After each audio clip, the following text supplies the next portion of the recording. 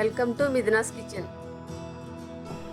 ఈరోజు వీడియోలో పెళ్ళిళ్ళలో వేసే పనసకాయ జీడిపప్పు కూర చేసి చూపిస్తానండి. ఈ కర్రీ చాలా టేస్ట్గా ఉంటుంది. రైస్లోకి బాగుంటుంది, బిర్యానీలోకి కూడా బాగుంటుంది. ముందుగా పనసకాయ ముక్కలు ఉడికించుకుందామండి. ఒక గిన్నె తీసుకున్నానండి, అందులో వేసాను. ఇవి ఈ సైజు ముక్కలు అయితే కూరకు బాగుంటాయి. కడిగి పెట్టానండి. ఇప్పుడు ఇందులో కొద్దిగా పసుపు, ఇవి మునిగే వరకు వాటర్ పోసుకోవాలండి. స్టవ్ ఆన్ చేసుకుని ముక్కలు కొంచెం మెత్తపడే వరకు హైలో పెట్టి ఉడికించుకోవాలి.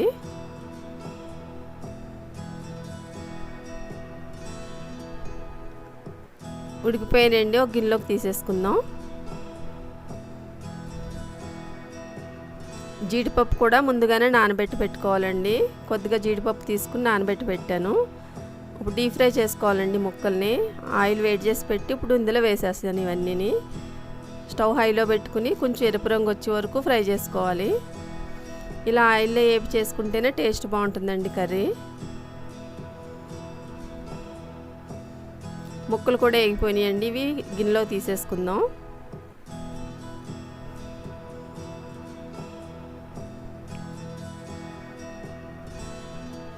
ఇప్పుడు అదే ప్యాన్లో సరిపడగా ఆయిల్ ఉంచుకునండి. 3 మీడియం సైజు ఉల్లిపాయలు తీసుకుని చిన్న ముక్కలుగా కట్ చేశాను, అవి వేసేస్తున్నానండి. 3 పచ్చిమిర్చి చీరికలు,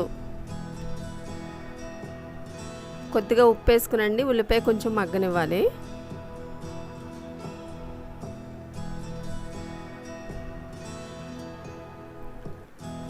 ఒక టీ స్పూన్ అల్లం వెల్లుల్లి పేస్ట్ వేసండి. పచ్చివాసన పోయే వరకు వేయించుకోవాలి.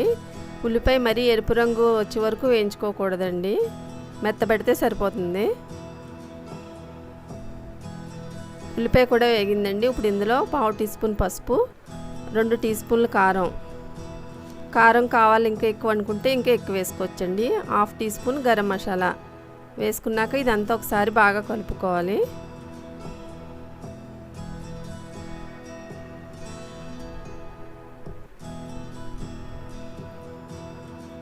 ఉడికించి వేయించి పెట్టుకున్న పనసకాయ ముక్కలు ఇప్పుడు ఇందులో వేసేసుకుందామండి.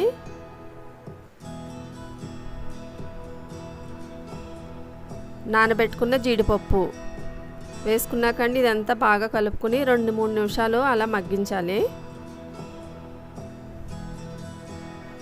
అలా మగ్గడం వల్ల మసాలా అంతా ముక్కకు పట్టి బాగుంటుందండి.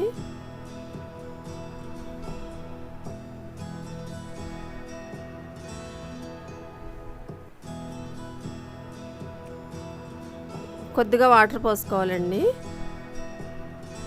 ముందు కొంచెం ఉప్పు వేసుకున్నాం కదండి, ఇప్పుడు చూసుకుని సరిపడా వేసుకోవాలి. అంతా బాగా కలుపుకున్నాక మూత పెట్టి ఉడికించాలి. స్టవ్ మీడియంలో పెట్టి దగ్గర పడే వరకు ఉడికించుకోవాలండి. ఉడికిపోయిందండి కర్రీ. ముక్క కూడా బాగా మెత్తగా అయింది. జీడిపప్పు పనసకాయ కూర రెడీ అయిందండి. మీరు ట్రై చేసి చూడండి. నచ్చితే నా ఛానల్ని లైక్ చేయండి, షేర్ చేయండి, సబ్స్క్రైబ్ చేయండి.